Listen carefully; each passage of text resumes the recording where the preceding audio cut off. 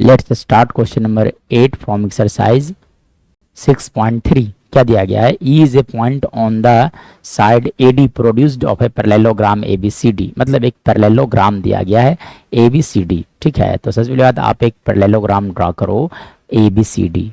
ठीक है, चलिए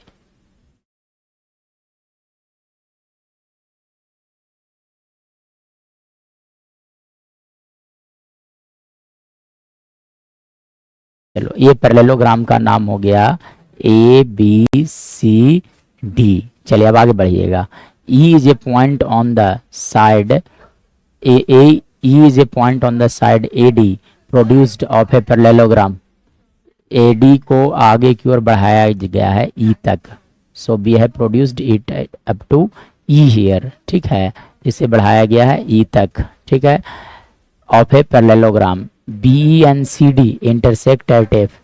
बी और सी डी एक दूसरे को कहाँ मिलता है?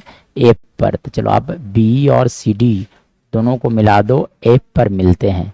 ठीक है, suppose this point is F here. ठीक है, तो अब आगे क्या कह रहा है? So that triangle A B, मतलब ट्रायंगल ए बी आप देखो, ये बड़ा सा ट्रायंगल जो आपको दिख रहा है वो सी एफ बी मतलब इस ट्रायंगल का सिमिलर होगा। तो ट्रायंगल को सिमिलर करने के लिए सिर्फ और सिर्फ दो एंगल बराबर ढूंढ लेना है। तो देखो ये बड़ा ट्रायंगल का ये वाला एंगल और ये वाला एंगल इक्वल होंगे। Reason opposite angle of a parallelogram are equal. So है ना, तो लिखा जाए in triangle A B E, in triangle A B E and triangle C F B B have.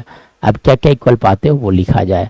तो पहली बात कि एंगल ए जो होगा वो एंगल सी के इक्वल होगा। Reason opposite angle of a parallelogram, opposite angle of a parallelogram are equal. So angle A equal to angle C. और ये वाला एंगल जो देखो इसके बराबर होगा। क्यों? क्योंकि ये साइड और ये साइड आपस में पैरेलल होगा और सेम लाइन को आगे की ओर बढ़ाया गया, इसलिए this is a straight line. ठीक है, यानी कि ये वाला एंगल और ये वाला एंगल इक्वल होगा। रीजन अल्टरनेट एंगल, यानी कि लिखा जा सकता है कि angle A E B is equal to लिखे जा सकते हैं angle F B C, angle F B C. Reason क्या हो गया?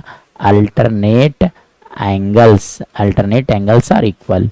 सो कहा जा सकता है कि triangle A B E is similar to triangle C F B. Reason क्या हो गया? एंगल क्राइटेरिया से। Hence we have proved our result.